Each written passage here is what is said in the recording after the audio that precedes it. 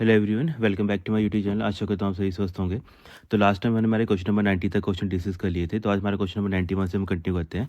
First question यहाँ पे दे रखा है, another word for the CPU is. यहाँ पे सीपीयू को बोला है कि हम सीपीयू को बेसिकली और किस नाम से हम जानते हैं। तो एज पर ऑप्शन हम देख लेते हैं। तो यहाँ पे राइट आंसर क्या बन जाएगा, माइक्रो प्रोसेसर हमारे यहाँ पे राइट आंसर बन जाएगा। ये जब हम नॉर्मली जब सीपीयू की बात करते हैं तो वैसे तो हमने ये चीज़ पढ़ी कि जो हमारे पास सीपीयू होता है उसमें 3 पार्ट्स होते हैं। कौन कौन से पार्ट होते हैं? एक उसका अर्थमेटिक लॉजिक यूनिट होता है, एक उसका कंट्रोल यूनिट होता है, और एक उसका हमारे पास क्या होता है, उसकी अपनी एक मेमोरी होती है। तो ये तीनों के तीनों जो कंपोनेंट्स मिलके हमारा क्या बनाती है, सीपीयू बनाती है। और इन्हीं 3 कंपोनेंट्स को हम अगर सम टाइम देख लेते हैं, ये हमें 3 कंपोनेंट्स कहाँ पे देखने को मिलते हैं, ये हमारे हमारे माइक्रो प्रोसेसर के अंदर देखने को मिलते हैं। तो सम टाइम कई बार एक एग्जामिनर आपको कन्फ्यूज़ करता है 2 टर्म से। एक वो टर्म वो यूज़ करता है, आपका जो ब्रेन ऑफ कंप्यूटर है वो किसको हम बोलते हैं। तो ब्रेन ऑफ कंप्यूटर हम सीपीयू को बोल देते हैं।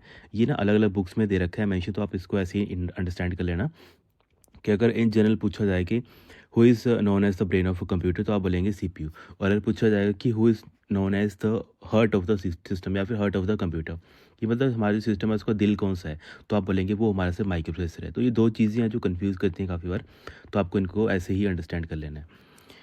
देन आपका नेक्स्ट क्वेश्चन है, speed of the processor is measured. तो हमारे पास जो प्रोसेसर्स होते हैं उनकी जो स्पीड होती है उसको हम किस में मेजर करते हैं। तो ये हम सभी को होता है, जो हमारे प्रोसेसर की स्पीड होती है या तो हम उसको हर्ट्ज़ में या फिर मतलब simple giga hertz, mega hertz, इसमें हम मेज़र करते हैं। तो यहाँ पे थर्ड आपका राइट आंसर बन जाएगा। हमेशा याद रखना है कि जो हमारी स्पीड होती है या फिर जो प्रोसेसर की स्पीड होती है, इसको जो हम मेज़र करते हैं इसको हम बोलते हैं साइकिल्स पर सेकंड, है ना। साइकिल्स पर सेकंड के नाम से हम इसको जानते हैं। और साइकिल्स पर सेकंड का मतलब है कि एक मतलब पर्टिकुलर साइकिल के अंदर कितने वो एग्जीक्यूशन कर सकता है हमारा जो सीपीयू है, वो कितने रीड राइट ऑपरेशन वो कर सकता है। तो इसी को हम बेसिकली टेक्निकल टर्म में क्या बोलते हैं, क्लॉक स्पीड हम बोल देते हैं। तो बस ये अपन ऐसे नोट कर लेना कि हर्ट्ज़ को ही सम टाइम क्या बोल देते हैं, कि हमारे पास जो क्लॉक स्पीड होती है हमारे सिस्टम की, उसको बेसिकली हम मेज़र करते हैं पर सेकंड। ठीक है, आप इसी को लेना कि पर सेकंड में हम क्या करते हैं, मेज़र करते हैं। इसी को हम क्या बोल देते हैं, इसी को हम घुमा फिरा के क्या बोल देते हैं, हम हर्ट्ज़ हम बोल देते हैं। तो ये एक बार एग्ज़ाम पूछा गया था कि हर्ट्ज़ होता क्या है। तो आप बोल सकते हैं कि एक पर्टिकुलर टाइम फ्रेम में कितने रीड राइट ऑपरेशन या फिर कितने सीपीयू अपने अपना अलग अलग ऑपरेशन है वो परफॉर्म करता है। तो उसको हम क्या बोलते हैं, उसको हम क्लॉक स्पीड के नाम से जानते हैं। तो ये इंपॉर्टेंट है सारा का सारा डाटा। तो काइंडली आपने इसको भी क्या कर लेना है, नोट करके लिख लेना है, क्योंकि ये सारे क्वेश्चन ऐसे हैं जो काफ़ी बार एग्जाम में पूछे भी गए हैं। तो ऐसा नहीं करना है कि आपने हाँ चलो सर इसको हम स्किप कर देते हैं, बाकी हम मतलब अगले इजी क्वेश्चन है। नेक्स्ट क्वेश्चन है हमारे पास, PC are consider fourth generation and content. देखो हमारे पास जो पर्सनल कंप्यूटर्स होते हैं वो हमारे फोर्थ जनरेशन से बिलोंग करते हैं। तो वही क्वेश्चन पूछा गया है कि जब फोर्थ जनरेशन से बिलोंग करते हैं, पर फोर्थ जनरेशन में कौन सी टेक्नोलॉजी थी आपके पास। तो हमने काफ़ी बार पढ़ा हुआ, तो यहाँ पे क्या बन जाएगा, माइक्रो प्रोसेसर आपका राइट आंसर बन जाएगा। इजी क्वेश्चन है, ज़्यादा टफ नहीं है। बाकी इससे मिलते जुलते हमने क्वेश्चन किए हुए थे कि वर्ल्ड का फर्स्ट माइक्रो प्रोसेसर कौन था। हमारे पास इंटेल का 4004, जो कि हमारे पास 4 बिट का माइक्रो प्रोसेसर था। इसके पता नहीं कितनी बार क्वेश्चन पूछा हुआ, काफ़ी बार रिपीटेड क्वेश्चन है ये। बाकी जैसे यहाँ पे ऑप्शन में इन्फॉर्मेशन और डाटा दे रखा है, तो इन्फॉर्मेशन और डाटा का बस यही क्वेश्चन पूछा जाता है कि डाटा होता है क्या। डाटा एक्चुअल में कोई भी इन्फॉर्मेशन आप कहाँ देते हो, मतलब डाटा को हम बोलते हैं कोई रो फैक्ट्स, है ना। रो फैक्ट्स या फिर रो फिगर्स जो हम क्या करते हैं हमारे सीपीयू को, या फिर हमारे पास सिस्टम है, सिस्टम में हम एज एन इनपुट प्रोवाइड करते हैं। तो उसको हम क्या बोलते हैं, मतलब डाटा बोलते हैं। जबकि जो हमारा इन्फॉर्मेशन होती है, तो जब सीपीयू हमारा जो एग्जिस्टिंग डाटा जो हमने डाटा प्रोवाइड किया होता है उसको जब प्रोसेस कर लेता है, तो प्रोसेस करने के बाद कोई ना कोई आउटकम तो आती है, कोई ना कोई तो रिजल्ट आता है। तो जो रिजल्ट आता है उसी को हम क्या बोल देते हैं, उसी को हम इन्फॉर्मेशन हम बोल देते हैं। तो ये कुछ पॉइंट्स आते हैं जहाँ से कई बार एग्जाम आपको कंफ्यूज करते हैं, तो आपने कंफ्यूज नहीं होना है यहाँ पे। फिर नेक्स्ट क्वेश्चन है हमारे पास, a microprocessor with 12 address line is capable of addressing. अगर आपके पास एक माइक्रो प्रोसेसर है और इसमें कितनी है, 12 एड्रेस लाइन है, तो वो कितने मतलब कितनी मेमोरी को एक तरीके से एड्रेस कर सकता है, मतलब उसकी एड्रेसिंग कितनी होंगी उसके बारे में यहाँ पे पूछा है।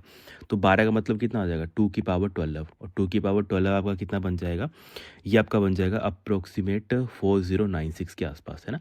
तो मतलब इसका मतलब होता है कि जब आपको एड्रेस लाइन निकालनी होती है, इसका मतलब है कि कितनी मेमोरी आप एक तरीके से माइक्रो प्रोसेसर के थ्रू आप डिटेक्ट कर सकते हो, मतलब बता सकते हो। मान लेते हैं कि आपका जो माइक्रो प्रोसेसर है उसमें कितनी है, 12 एड्रेस लाइन है। ठीक है, ऐसे करके कितनी टोटल यहाँ पे 12 है, एक से लेकर यहाँ तक 12 तक कितनी है उसकी एड्रेस लाइन्स हैं।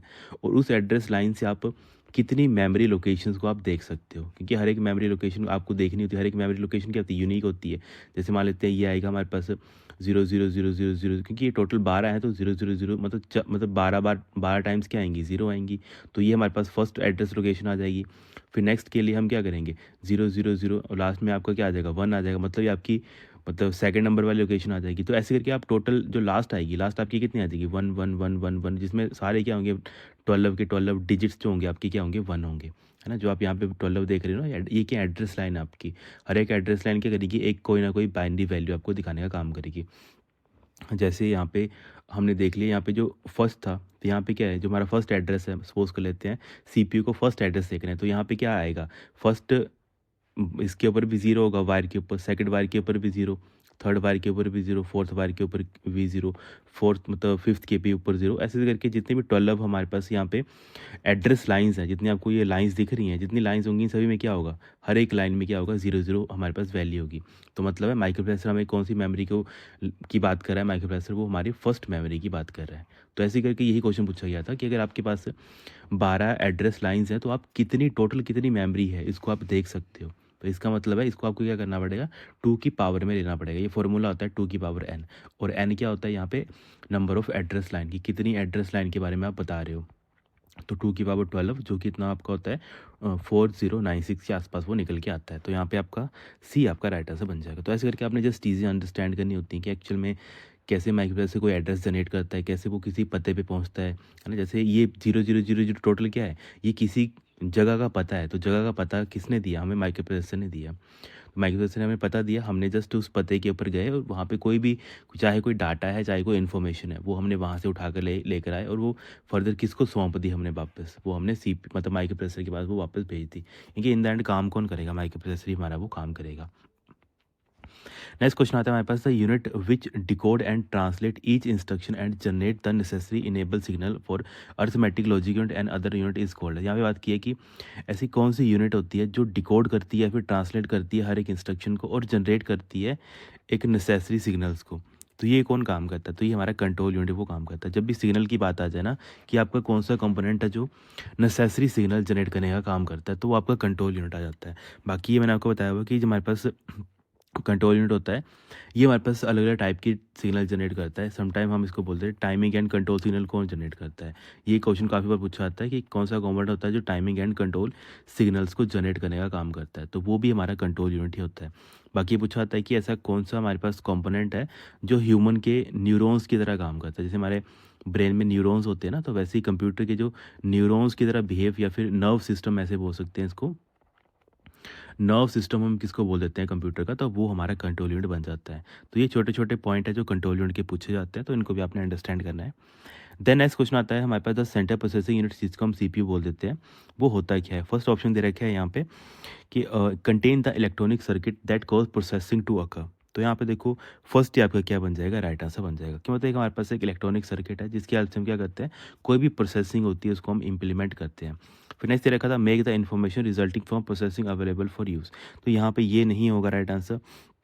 नेक्स्ट दे रखा है हमारे पास, allow the data program command and user responsive to be entered into computer. तो देखो ये भी नहीं करता। वो मेन काम क्या होता है प्रोसेसर का, कि जो भी हमारे पास प्रोसेसिंग हमने करनी है वो सारी की सारी चीज़ें वो इंप्लीमेंट करता है। और ये हमारे पास एक इलेक्ट्रॉनिक सर्किट होता है, हमारे पास सीपीयू जो होता है। तो यहाँ पे एज पर ऑप्शन फर्स्ट ही आपका मोस्ट अप्रोप्रिएट राइट आंसर बन रहा है, तो फर्स्ट आपका राइट आंसर बन जाएगा। देन हमारे पास नेक्स्ट क्वेश्चन आता है, this component is required to process data into information that consist of integrated circuit. देखो बात की है कि ऐसा कौन सा कंपोनेंट है जो आपको डाटा को कन्वर्ट करता है किसमें, इन्फॉर्मेशन में। तो कौन सा कंपोनेंट है सर, हमारा सीपीयू हमने काफ़ी बार डिस्कस किया हुआ है। देखो क्वेश्चन की स्लैंग है वो चेंज कर देता है एग्जामिनर, बाकी होती चीज़ें सारी ईजी हैं। नेक्स्ट क्वेश्चन आता है हमारे पास, which of the following manages computer resources. तो कंप्यूटर के जो रिसोर्सेज होते हैं, अब रिसोर्सेज में तो सब चीज़ आ सकती है। कंप्यूटर की अपनी मेमोरी आ सकती है ना, कंप्यूटर का अपना प्रोसेसर आ सकता है ना। इसके अलावा कंप्यूटर का कोई भी XYZ है ना, कोई भी अलग अलग चीज़ है, अलग अलग कंपोनेंट्स हैं, तो वो सारे के सारे क्या बन जाते हैं, हमारे रिसोर्सेज बन जाते हैं। तो ऐसा कौन सा कंपोनेंट है जो ये सारी चीज़ें मैनेज करने का काम करता है। तो मैनेज करने का काम करता है, मतलब हम किसकी बात कर रहे हैं, कंट्रोल यूनिट की हम बात कर रहे हैं। क्योंकि कंट्रोल करना, मैनेज करना, तो वो कौन करता है, वो हमारा कंट्रोल यूनिट ही करता है। तो यहाँ पे सी आपका राइट आंसर बन जाएगा।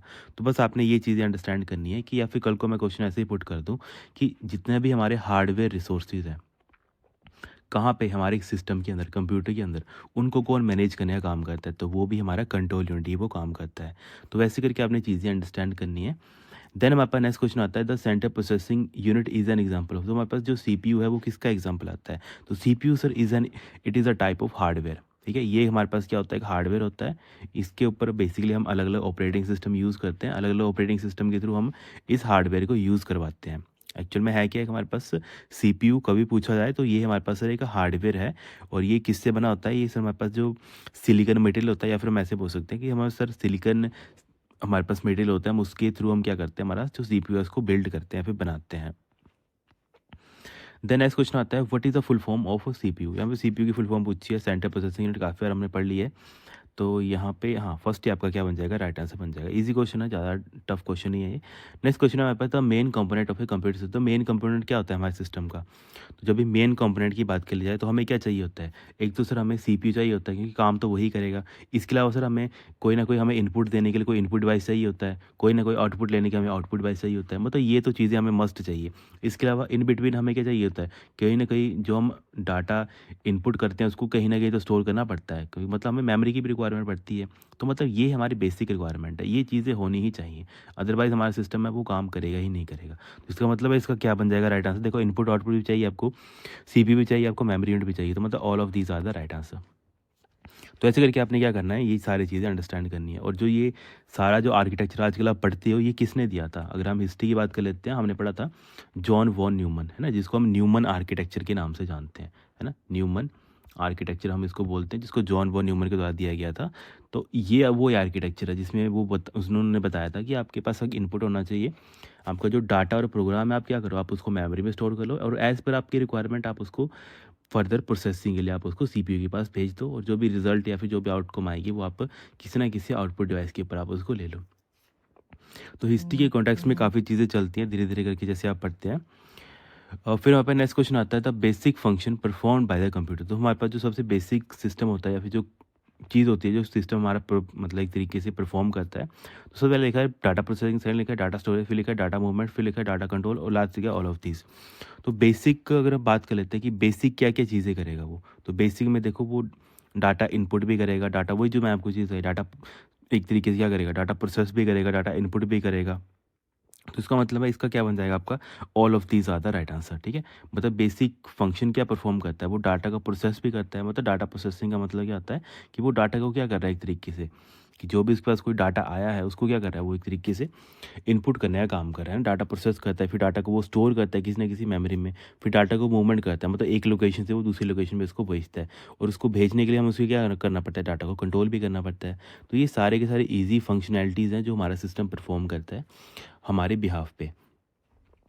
देन नेक्स्ट क्वेश्चन आता है, the input unit of a computer. देखो, इनपुट यूनिट क्या काम करता है, इनपुट का काम होता है कि कोई भी इंफॉर्मेशन जो ह्यूमन ने इसको दी, मान लेते हैं आप ये ह्यूमन आ गए, है ना, आपने क्या किया, आपने किसी ना किसी इनपुट डिवाइस से कोई आपने इन्फॉर्मेशन प्रोवाइड की। ये इन्फॉर्मेशन कहाँ जाएगी, फर्दर आपके सीपीयू के पास, है ना। तो जैसे ही सीपीयू के पास जाएगी, इसका मतलब है इनपुट यूनिट क्या काम कर रहा है कि कोई भी आपकी इन्फॉर्मेशन उसको लेकर जाने का काम कर रहा है सीपीयू के पास। तो ये काम होता है हमारा मतलब इनपुट यूनिट का। तो वही है कि feeds data to the CPU, मतलब ये क्या कर रहा है, डाटा भेज रहा है कहाँ पे, सीपीयू के पास। वही चीज़ मैंने आपको बताई, या तो एग्जामिनर वहाँ पे सीपीयू लिखेगा, क्योंकि देखो सीपीयू एक्चुअल में समटाइम हम माइक्रो प्रोसेसर को भी बोल देते हैं, पर सीपीयू के अंदर हमारे पास अलग अलग कंपोनेंट्स होते हैं। क्या क्या कंपोनेंट्स होते हैं, एएलयू होता है हमारे पास, एक हमारे पास सीयू होता है, और एक हमारे पास क्या होती है, मेमोरी होती है।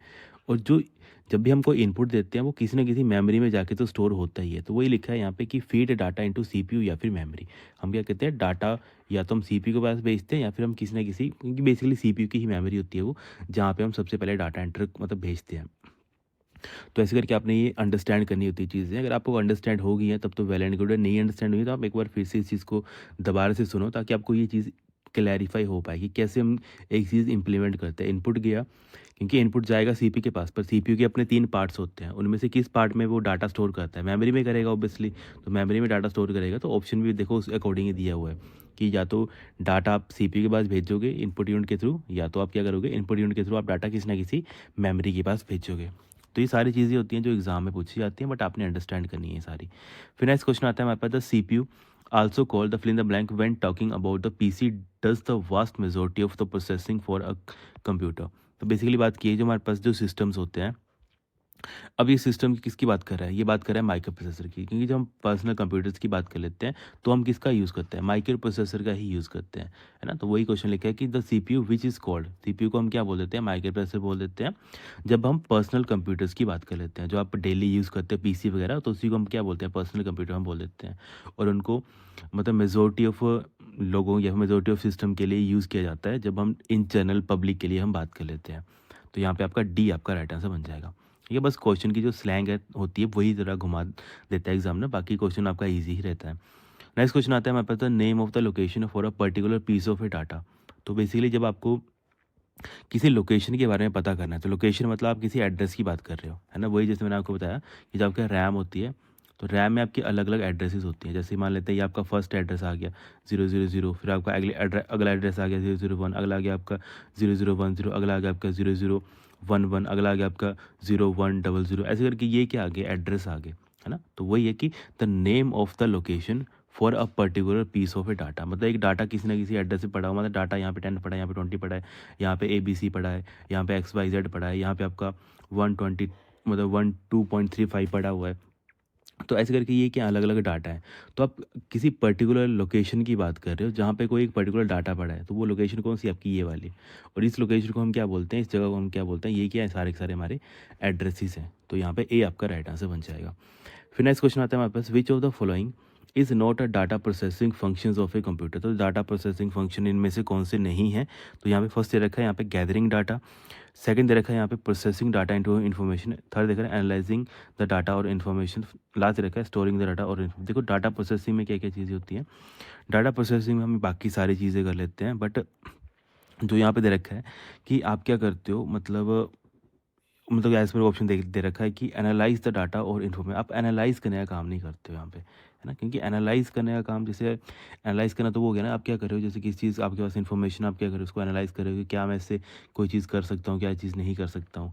पर जब डाटा प्रोसेसिंग की बात आती है, तो प्रोसेसिंग में पहले से चीज़ें डिफ़ाइन होती हैं कि कोई आपके पास इनपुट आएगा, आप उस डाटा के कोई आपके पास डाटा आएगा इनपुट, उस डाटा के ऊपर क्या चीज़ आप परफ़ॉर्म करोगे, तो वो सारी चीज़ें क्या होती हैं, इम्प्लीमेंट होती है वहाँ पे, है ना? चलो ठीक है students, thank you so much, have a great day.